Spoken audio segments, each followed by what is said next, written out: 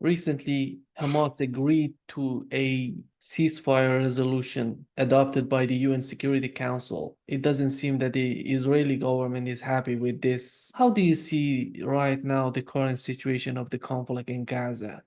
And is Netanyahu winning the conflict? Is Netanyahu gaining anything out of Gaza? What's the main goal in the current situation at this particular moment? But Netanyahu was dead man walking before Gaza conflict began. He's a man who made a gambit to take control of the Israeli judiciary so that he would not be charged with corruption charges. He's a corrupt individual, morally corrupt, politically corrupt. So he was dead man walking before this conflict started. This conflict allowed him to extend his political life by becoming a war prime minister, but he has fumbled this horribly. The only thing he's succeeded in is staying in power. He's lost this war, and now his war cabinet is collapsed. He's making a gambit to bring in even more right-wing people to sustain this. But the bottom line is his political future is dark. It's over. So to say he's gained anything, he's basically destroyed whatever was left of his reputation.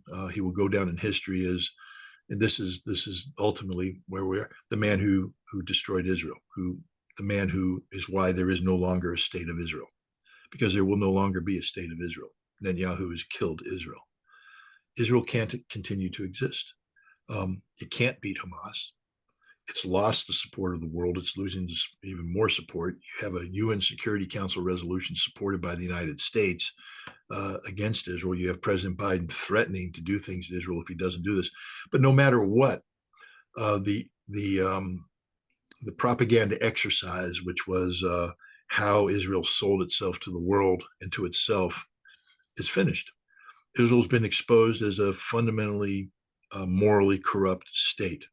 The Zionist enterprise is one that's based upon apartheid and genocide. Two words that people were struggling to, you weren't allowed to say these words beforehand. Today, it's embraced by the world. It's an apartheid state, a genocide state. This is how Israel is defined. Its economy is in shambles. The only way the Israeli economy was going to be sustainable is if Israel normalized relations with its Arab neighbors and became an integral part of whatever economic miracle they were trying to do, whether you wanted to call it the India-Middle East Economic Corridor or some other version thereof. That's over. That's not happening. The Israelis find themselves, the Houthi have effectively blockaded the Israeli ports. They're not going to recover. Hezbollah and Hamas have shown that Israel will never live in peace, ever. That the skies of Israel can be filled with missiles at any time, and that's not part of the Israeli dream that people flock to when they, when they took Aliyah. People are starting to leave Israel, and increasingly people will flee Israel because you can't live in Israel. It's unsustainable.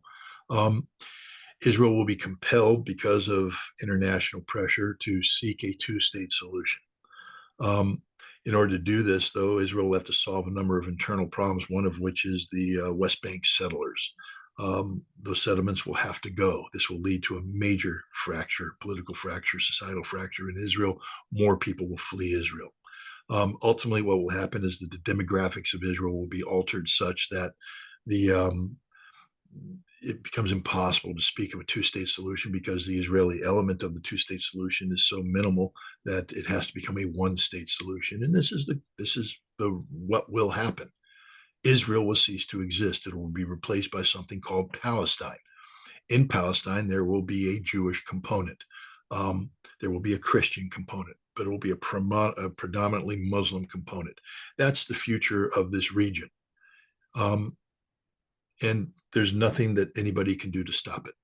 The trajectory of history is such that Israel has not only morally lost the right to exist, but they have practically lost the ability to exist over time. Because all the things that are required to keep the Zionist entity known as Israel alive and well and living are finished. In your opinion, does Zionism care about the future of Israel, because what they're doing right now, what they've been doing, is just against the future of Israel, any sort of brightness in the future of Israel. But the problem is, how do they see Israel and its future? Why they're doing this, in your opinion?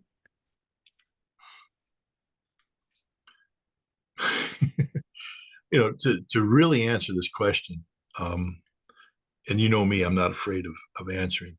You have to dig down into places nobody wants to go. You have to realize that Israel has always been a propaganda exercise and not for the benefit of Israel, that Israel exists actually to empower um, elements that reside in other nations. That, and I'm very careful not to call it a Jewish conspiracy, because then that becomes literally, by definition, anti-Semitic. It's a Zionist conspiracy.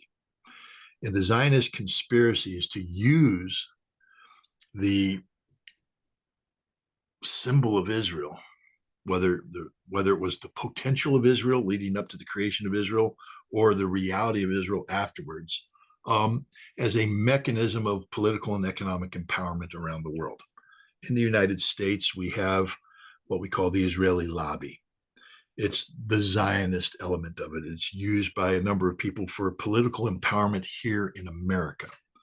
Everybody, and I was one of them, always said, well, the Israelis have bought the American Congress. No, American Zionists have bought the American Congress.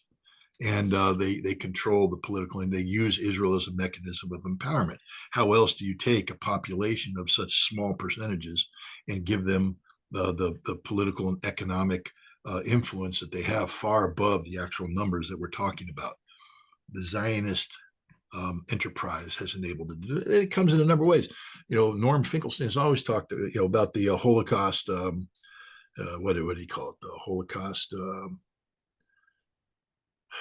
Basically, it's a scam.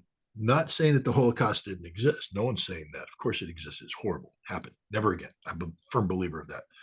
But to use the Holocaust as a mechanism of economic and political empowerment, and that's part of the Zionist entity. And in doing so, what they've done is they have destroyed their own history, because they're creating enough political animus that people, by attacking them, are indirectly attacking the memory of the Holocaust. They've trivialized the Holocaust. It should have been something that causes everybody to take pause, everybody to fall on their knees, everybody to cry and say, never again can this happen to not just the Jewish people, but any people. That's what, if you truly believed in this, you would do. And yet these people who want to turn this Holocaust memory into a justification for what they're doing in Gaza, it doesn't work that way. You've just destroyed the credibility of what you think you were trying to build here. But this and so what the Zionists have done now is they've made any talk of what I've just said, they label as anti-Semitism, hate speech, etc. It's not. The Zionists are the hate speechers. The Zionists are the intolerant ones. The Zionists are the ones who are on the wrong side of history. Not the Jews, the Zionists. But we deal in a world where people, we have a lot of ignorant people in the world today. And so it's very dangerous to talk about anti-Zionism without creating the conditions for anti-Semitism, because there are people out there who are unable or unwilling to differentiate between the two. And so then it becomes an attack on Jewish institutions, the Jewish faith. And this is the absolute wrong direction to go. You can't allow the animosity one feels towards the Zionist entity known as Israel to become anti-Semitic, anti-Jewish. And at the moment, I don't think the world is capable of making that distinction. So it's a very dangerous time for the Jewish people, very dangerous time for the Jewish people, because the Zionist entity has allowed the memory of the Holocaust to be sullied, to be diminished, to be forgotten, to be used, to be abused. And once you do that, and then you allow the creation, the ability of genuine anti-Semitism to rear its ugly head. I mean, I see this in social media. I fight back all the time I can. People, Scott Ritter's an anti-free speech person. No, I just banned you because you're hating on Jews. Pick on Israel all you want. But the second I start hearing people say about Jews this, Jews that, boom, you're done. You're gone. It's not about Jews. It's about Zionism. And they're two distinct things. Even though the Zionists try to say, no, it's all one and the same, it's not. It's two distinct things. But the hatred that exists in the world today towards the Jewish people because of the Zionists is real. And it's a scary, scary time. I would not want to be a Jew anywhere in the world right now. And I would implore any nation that has a Jewish population to bend over backwards to guarantee them the right to continue to practice their faith the way they want to practice their faith. They should feel free and secure in the practice of their faith, no matter how bad the situation gets regarding the Zionist entity of Israel. Jews should never be persecuted because of that. It's a big challenge to the world today. It's a big challenge here in America. Again, I'm seeing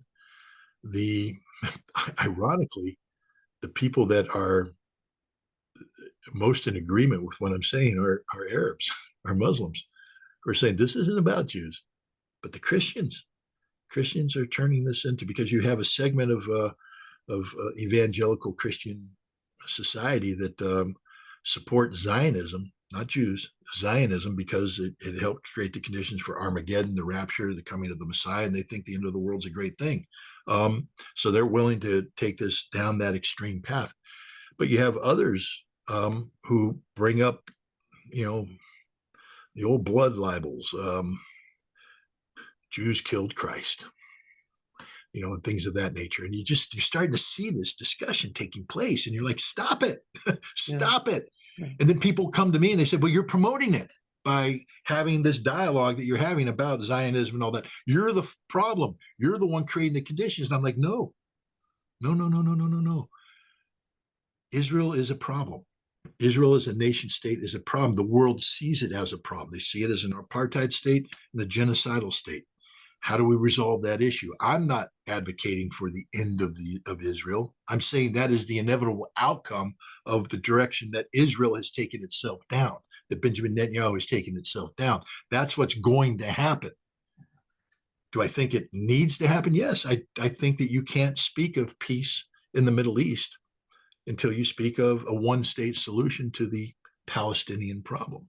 But that in no way should be conceived by anybody as anti-Semitic, anti-Jewish, just the opposite.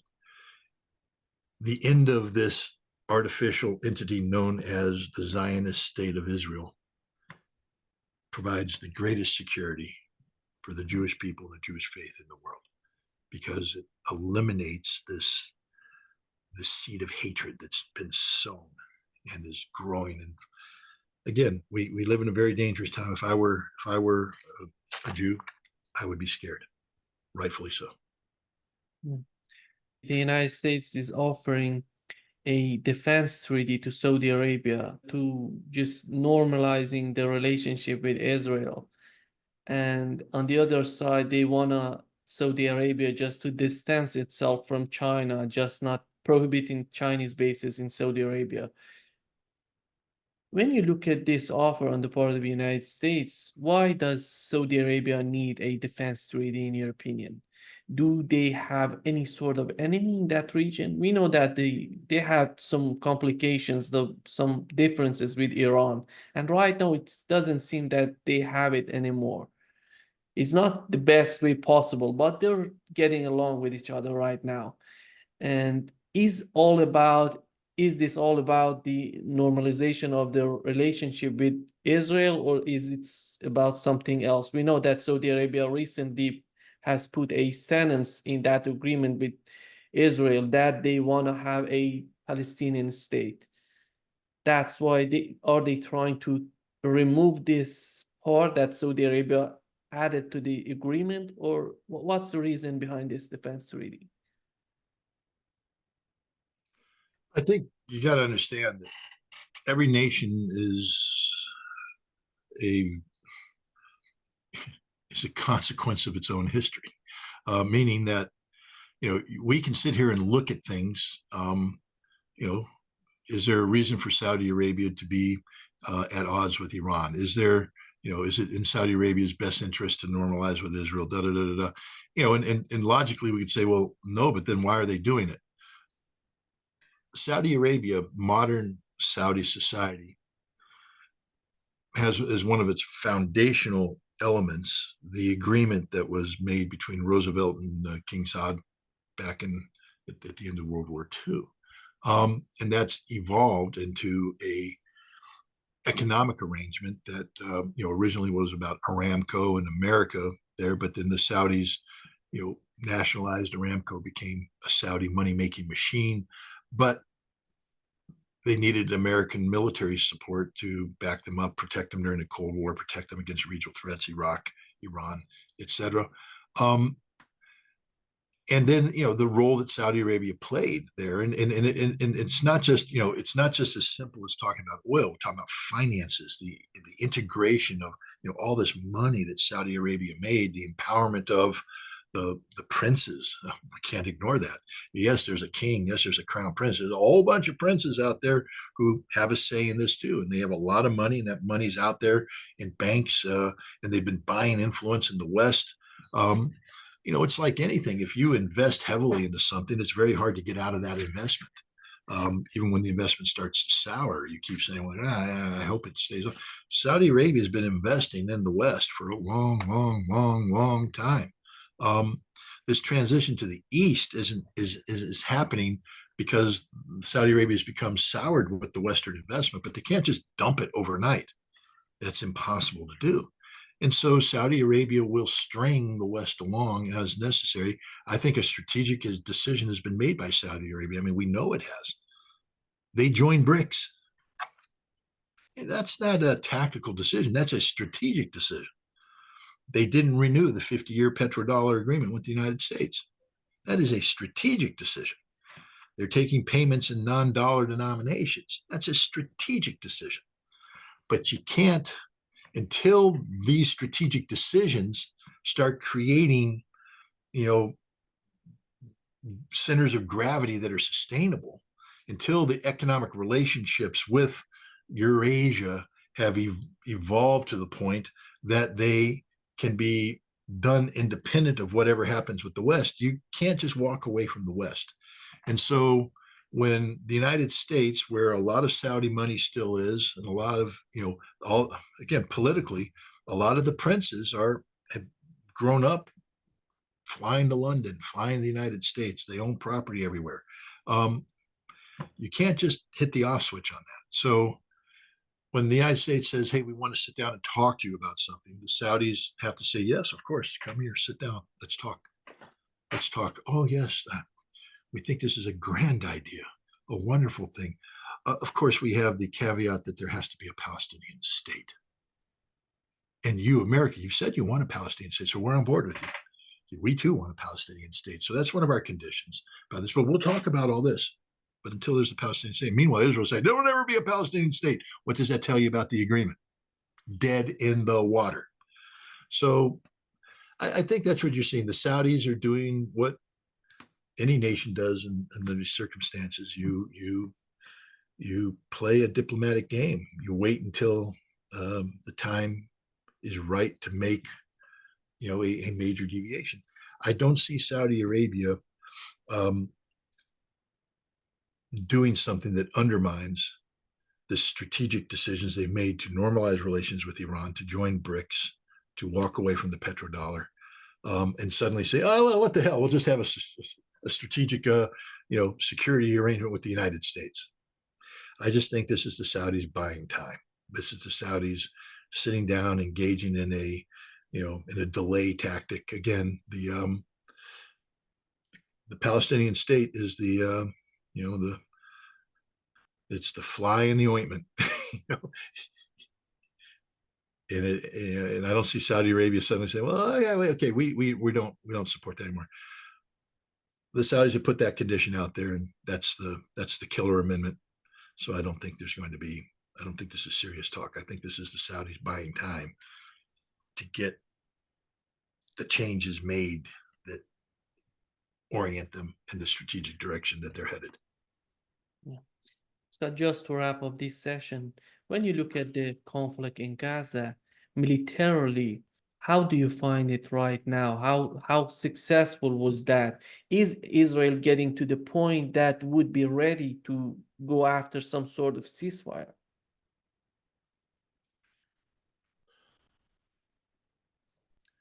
The Israeli objectives have always been to destroy Hamas's ability to continue to resist and to destroy Hamas as a political entity. Israel has failed on both of those. Every day, Hamas is killing more and more Israelis. It's going to get worse for the Israelis, because they've created the ideal situation for Hamas, an anthill that is there. The Israelis don't know where it is. The Israelis have blown up the infrastructure on the top. So now the ants can start leaving the anthill, come out, start laying ambushes, come back to the anthill, blowing the Israelis up, the death by 1,000 cuts. How do you define a tactical victory? I mean, I'm always, I'm old school, the battle for Hill 881. Well, hell, we know what we need to do. Capture Hill 881. All right, boys, get online. Base of fire, right flank maneuver, fire support, boom, boom. Flag on top of 881. We win. What are the Israelis putting a flag on? Put a flag on destroyed building 832. It's already been destroyed. Put a flag on it. Hezbollah don't care, or Hamas doesn't care. They're under their thing going, oh, they're up there? Okay. Hey, did you guys put a mine up there the other day? Yeah.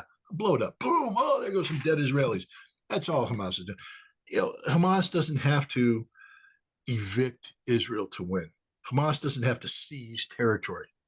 Hamas wins just by killing Israelis, and they do that every day in increasing numbers. Hamas planned this conflict out. Israel is playing the game that Hamas designed, and Israel doesn't even know the rules. So they say, we'll play that game. Well, you can't do it. Why? We don't know the rules. What is the game we're playing? It's called Kill Israel. Oh, we don't like that game. Too late. You're in it. It's the same game they'll play with Hezbollah if they ever decide to go into full-scale war with Hezbollah, a game that they'll lose because Hezbollah has been imagining this conflict for decades, and they're ready. Israel's not. Israel hasn't imagined this. So militarily, it's over for Israel.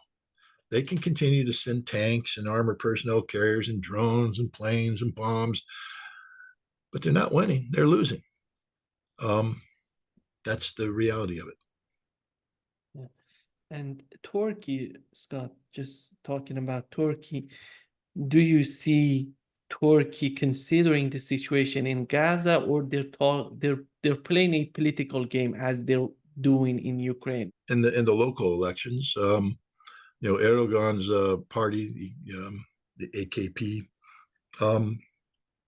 lost ground not only to the secular parties, but a lot of the Islamist parties that used to be part of the AKP umbrella jumped out and said, no, we're running separately so that the AKP doesn't benefit from their numbers in parliament. They're running separately because of what Israel's doing in Gaza, what Turkey's doing in Gaza, what Turkey's not doing to support the Palestinians. So there is a price to pay. So that's when Erdogan did the sanctioning. I'm sanctioning 56 different things. He didn't sanction the oil, did he? So Erdogan's the great survivor. He's looking out what's best for Turkey. We see this. I mean, we see the direction he's going. The European Union has always, look, some of the strategic decisions he's made. He wants Turkey to be a regional energy hub, which means that not only do pipelines go through, but he now has storage capacity. He can influence the market. He is the influencing. They will start pricing gas based upon the Istanbul index or something of that nature. So in order to do that, he has to maintain connectivity with different regional suppliers and consumers, and Israel has the potential of becoming a major regional supplier. And what you want to do is ensure that if Israel ever gets that gas up and running, that it goes through the Turkish energy hub and doesn't create an alternative in Greece or something like that. So in order to do that, you have to have connectivity with Israel. As Israel becomes less and less economically viable, as Turkey sees the writing on the wall, you'll see that they're willing to pay less and less a price for sustaining relations with Israel, but they're not there yet. The other thing about the energy hub is that its focus was towards Europe, but now Erdogan has made a decision that he's looking at BRICS, and once he makes that jump to BRICS, that changes the political and geopolitical dynamic as well. So I think Erdogan is a survivor. He will make adjustments as necessary based upon domestic politics, like all politicians have to do. But ultimately, he's in a very unique situation as sort of this bridge between East and West, between Europe and Asia, and growing recognition that Europe doesn't want him. Europe doesn't like him. They don't like the Turks. That the Turkish identity isn't a European identity. It's a Eurasian identity. It's an Asian identity. But again, like we talked about with Saudi Arabia, Turkey has spent, since the founding of the Turkish Republic in 1922, I guess, or 24, around there, Turkey has been aligned with the West. It's a NATO member, sought European Union membership. It's been institutionalized by the West. It takes time to wean yourself off of that, reorient yourself. Turkish involvement in BRICS will help, because what happens if Turkey becomes a member or a member in waiting, it'll get plugged into this growth that's happening in BRICS, the institutionalization of the BRICS concept. And now Turkey will be there, and decisions that have outcomes now will become knowable to Erdogan. So it won't be just the theory, what happens if we do X. They're now plugged in, and his foreign ministry can sit down and say, this is what's going to happen. This is the outcome. And he can begin to unplug from Europe and make the move that he wants. A lot of people criticize Erdogan, but he's been put in a very difficult situation. He's a survivor politically, but he's also trying his best to have Turkey emerge from this global transition period away from the American hegemon into a multilateral environment. If you're going to gravitate away from the American hegemon, then Turkey has to likewise gravitate away from the American hegemon, which means that it can't become, just a subset of the European Union. It can't just become the southern flank of NATO. It needs to develop its own identity. And as BRICS matures, as the SCSO matures, as Eurasia matures, I think Turkey is going to become a very critical part of that, and it will unplug. And that'll impact some of the decisions that Erdogan makes, to include whether or not he wants to continue to serve as the facilitator of the transfer of energy from Azerbaijan to Israel. Yeah, when they're talking about they're not going to confront Russia if NATO goes to fight Russia, do you find them honest in what they're talking about? Well, Turkey's not going to fight Russia. Turkey's not suicidal. Yeah, and the interesting though is that when Stoltenberg starts throwing out numbers, 500,000. How many of those are Turkish troops? Oh, but what if you don't have the Turkish troops? You don't have 500,000 anymore. So quit throwing out fake numbers. Turkey's not going to war with Russia, not over Ukraine. That's a certainty. Yeah. Just out of this discussion, how do you find the situation right now? I talked with Jill Stein. She's a very good candidate, in my opinion, to be part of this election. You talk about Donald Trump. Donald Trump is not a very good candidate, I think, when it comes to the conflict in Gaza, when it comes to the conflict in Ukraine. When it comes to America, he doesn't know the America, Constitution. exactly. Yeah. How do you see a third party Is that possible in your opinion? How do you see Jill Stein, Cornel West, these people who are trying to make a movement? I think that America as a nation has been a two-party system, and our entire way of the entire establishment is geared around it. The way we operate economically, all the political decisions that are made. We are a nation that is really a single party of the establishment, where we have two political parties that are playing games on, what color hat's going to be on top of the establishment. And we're seeing that this has become a sort of unsustainable model. But there is no history of a viable third party in America. And these two candidates, I mean, I like Jill Stein. I've met her. She's a nice lady. I never met Cornel West, but he's an intelligent man. They have no chance. Them, because the third party becomes it's not an institution. It becomes a party. Ross Perot, created a movement. Ralph Nader. When you say Jill Stein, well, Jill Stein what? Jill Stein of the Green Party? There is no Green Party. Even the Green Party doesn't agree on everything.